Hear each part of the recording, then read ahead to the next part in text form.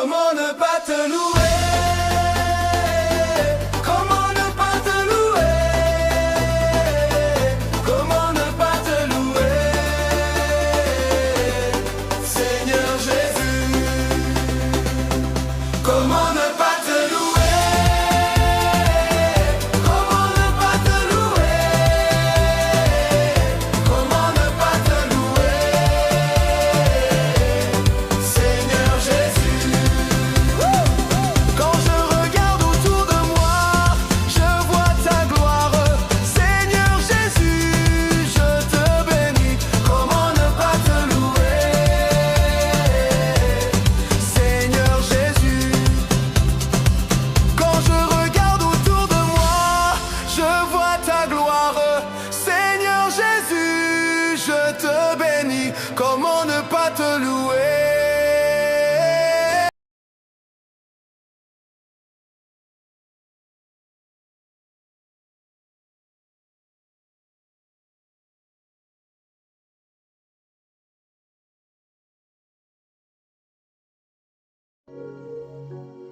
Salama, salama, mes bien-aimés dans le Seigneur. Je vous salue au nom tout-puissant d'Issaïa Congo. C'est Sœur Béatrice, la sentinelle de l'Éternel. Soyez les bienvenus sur ma chaîne Genèse 1, verset 29. Alors aujourd'hui, nous allons parler du régime. Et le titre, c'est « Pourquoi les régimes sont-ils mauvais pour la santé ?» Voilà, alors c'est mes notes personnelles. Et on va parler, je vais vous expliquer pourquoi le régime est-il mauvais pour la santé. C'est parti. Alors, les régimes, plusieurs le font pour perdre du poids. Mais voilà, le régime n'est pas bon pour le corps. Et voici les raisons. Le régime, on le fait pour perdre du poids. Et une fois que le poids est perdu, on mange comme avant le régime. Cela ne sert à rien et vous abîmez votre santé et vos organes. Une fois le régime terminé, on remange comme avant et on regrossit et on devient encore plus gros qu'avant. Mais alors, que faire? Un rééquilibrage alimentaire qui consiste à mieux manger, mais pas pour un temps. Voilà, le rééquilibrage alimentaire, c'est pour mieux manger. C'est différent que le régime. Voilà. Donc ça consiste à mieux manger, mais ce n'est pas un régime. Mais c'est pour apprendre à mieux manger. Car le régime, voilà, car avec le régime, on mange sainement le temps du régime. Et une fois le poids perdu, on remange mal.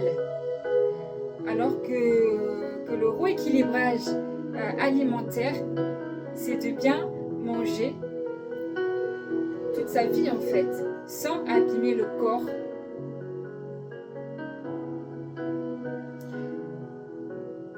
Sans abîmer le corps avec les régimes, parce que le régime ça abîme le corps et le rééquilibrage non, et au contraire c'est très bon pour le corps, le rééquilibrage alimentaire. Voilà, alors le régime ça abîme le corps car on mange mal pour bien manger et remal, voilà, parce qu'en fait quand on fait avant de faire, voilà, quand on se trouve gros, c'est parce que notre alimentation n'est pas bonne. Donc du coup, on va faire un régime et pendant ce régime, on mange bien, mais avec des très faibles calories. Parce que dans le régime, on élimine, enfin on retire beaucoup de choses. Et voilà, il y en a qui peuvent faire des régimes par exemple qu'avec des soupes. Voilà, non, les soupes, ça c'est bon pour la santé, je ne dis pas le contraire. Mais les soupes fait maison, pas industrielles. Les soupes industrielles, c'est très mauvais pour la santé et c'est pas des légumes qu'il y a dedans, c'est plus... voilà, il y a très peu de légumes dedans en fait.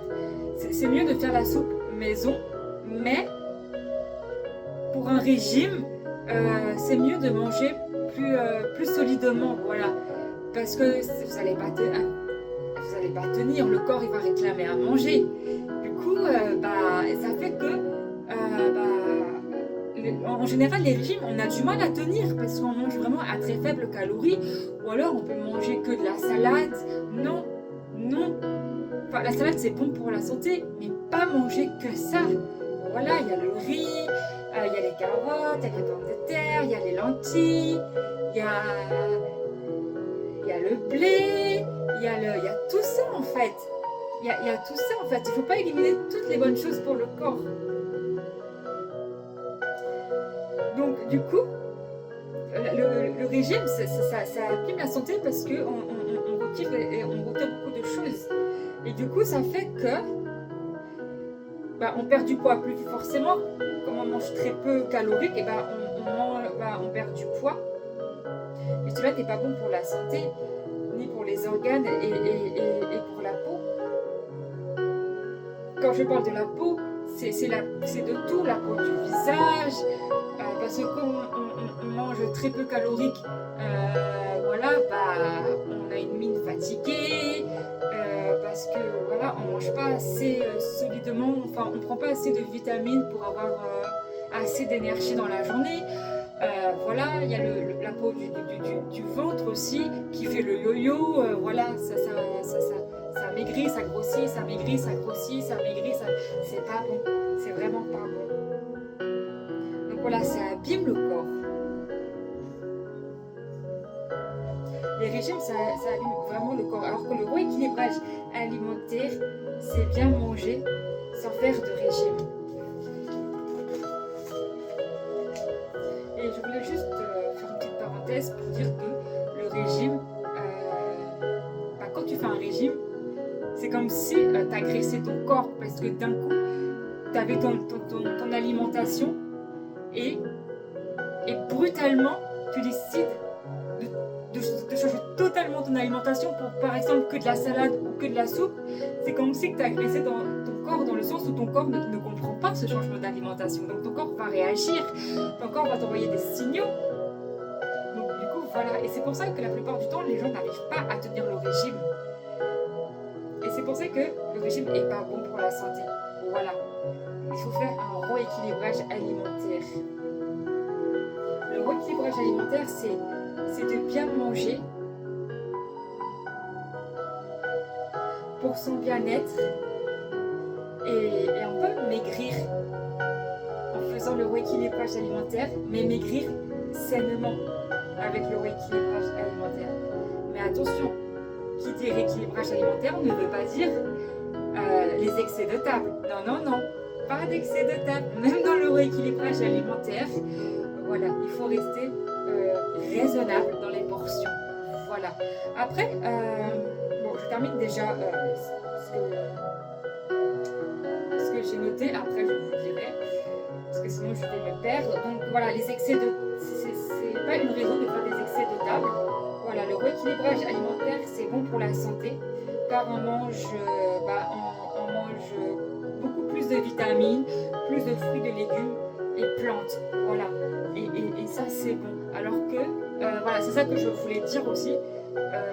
Après, chacun fait comme il veut, mais il y en a beaucoup, quand ils font des rééquilibrages alimentaires ou des régimes, ils pèsent leur alimentation. Moi, personnellement, je ne suis pas pour peser l'alimentation, parce que peser l'alimentation, ça peut venir aussi d'un...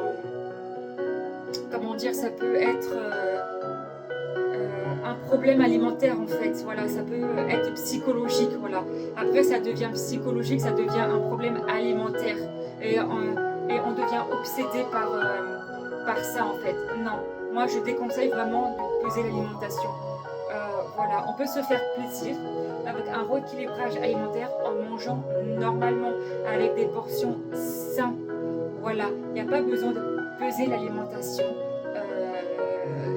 Parce qu'après ça devient mental, ça devient psychologique, on pense qu'à ça, on pense qu'à son... En fait le régime c'est vicieux, le régime c'est très vicieux le régime. Du coup voilà, parce qu'après quand on pèse l'alimentation, Parce que oui, j'avais dit le rééquilibrage alimentaire, mais aussi dans les régimes aussi, il y en a beaucoup qui pèsent l'alimentation. Et moi, je trouve que c'est pas sain de faire ça. Parce qu'après, ça devient psychologique et on pense qu'à ça en fait. Ça devient une obsession en fait, l'alimentation, de peser l'alimentation.